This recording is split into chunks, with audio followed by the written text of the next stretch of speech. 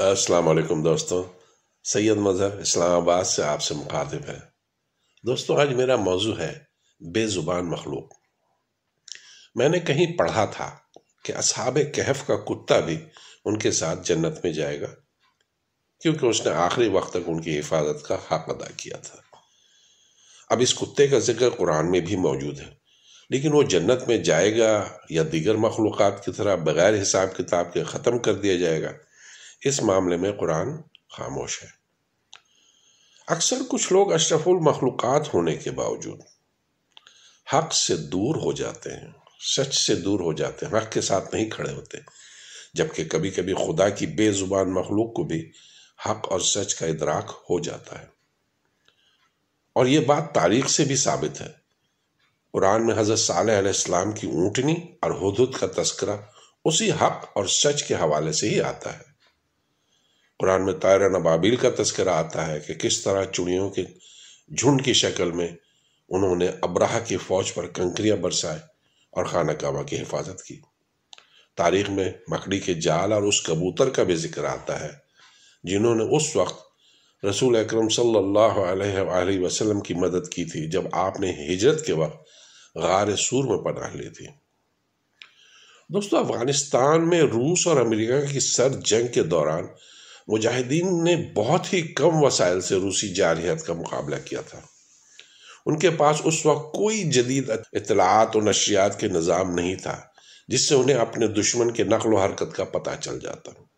کسی مورخ نے لکھا تھا کہ جب روسی بمبار جہاز پہاڑوں پر پناہ لیے ہوئے حریت پسندوں پر بمباری کرنے کے لیے نکلتے تھے تو ایک خاص قسم کی چڑیوں کا جھنڈ شور مچا مچا کر آگاہ کر دیتا تھا کہ روسی طیارے بمباری کرنے کے لیے نکل پڑے ہیں۔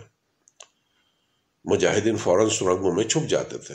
کہنے کا مطلب یہ ہے کہ جب آپ نے خالق کی مرضی پر اپنا سب کچھ داؤ پر لگا دیا ہے تو پھر خالق کائنات کیسے اور کن ذرائع اور وسائل سے آپ کی مدد کرتا ہے، اس کا اندازہ لگانا بہت مشکل ہے۔ کبھی کبھی تو وہ آپ کے دشمن کو بھی آپ کی مدد کا ذریعہ بنا دیتا ہے۔ افغانستان کے سرد جنگ کے دوران یہی ہوا ہے۔ خیر، میری نظر سے آج ایک تصویر گزری جس میں زخمی فلسطینیوں کا اسپتال پہنچانے میں مدد کرتے ہوئے اس بے زبان گدھے کی محنت اور مشقت نظر آئی۔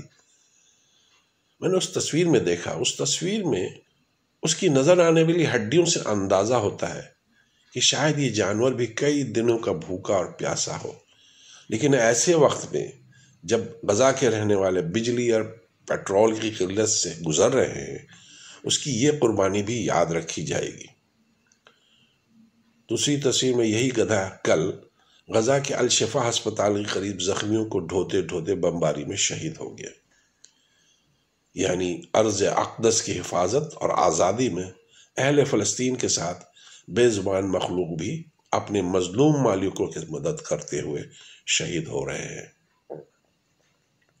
جبکہ افسوس کے ساتھ اس کے برعکس کچھ انسان اور حکمران طاقت اور وسائل کے باوجود نہ صرف خاموش تماشائی بنے ہوئے ہیں بلکہ روزمرہ کے خرافات اور عیاشیوں میں مصروف اپنی بے رحمی کا مظاہرہ کر رہے ہیں۔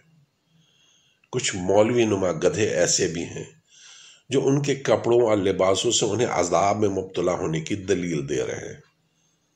یہ مولوی ہو کر بھی دنیا کے بدترین مخلوق میں شامل ہیں، جبکہ اسی غزہ کی ایک تصویر بھی دنیا نے دیکھا کہ کس طرح ایک بلی ایک شہید بچی کو گلے لگا کر اس بچی کے ساتھ اپنی ہمدردی اور تعزیت کا مظاہرہ کر رہی ہے۔ ممکن ہے غزہ کے باہر سامان ڈھونے کا کام کرنے والے گدھے ان مجاہدین کی سرنگوں میں اسلحے بھی ڈھو رہے ہوں، ممکن ہے ان سرنگوں میں نگرانی کے لیے کتے بھی شامل ہوں اور شہید بھی ہو رہے ہوں، ممکن ہے یہ کتے اور گدھے جو قبلہ اول کی آزادی میں اپنے مالکوں کے ساتھ اپنی قربانیاں پیش کر رہے ہیں انسانوں کے ساتھ جنت میں نہ جائیں، لیکن مجھے یقین ہے کہ حشر کے میدان میں جب کچھ شاہوں کے تاج اور کچھ مولویوں کے جبہ اور دستار اچھالے جائیں گے اور فرشتے انہیں جہنم کی طرف گھسیٹ کے لے جا رہے ہوں گے تو یقیناً وہ چاہیں گے کہ کاش انہیں بھی دنیا میں گدھا اور کتا ہی بنا کر بھیجا جاتا تو وہ آج اس قدر ذلیل نہ ہوتے۔ بہت شکریہ میرے دوستوں۔ السلام علیکم ورحمۃ اللہ وبرکاتہ۔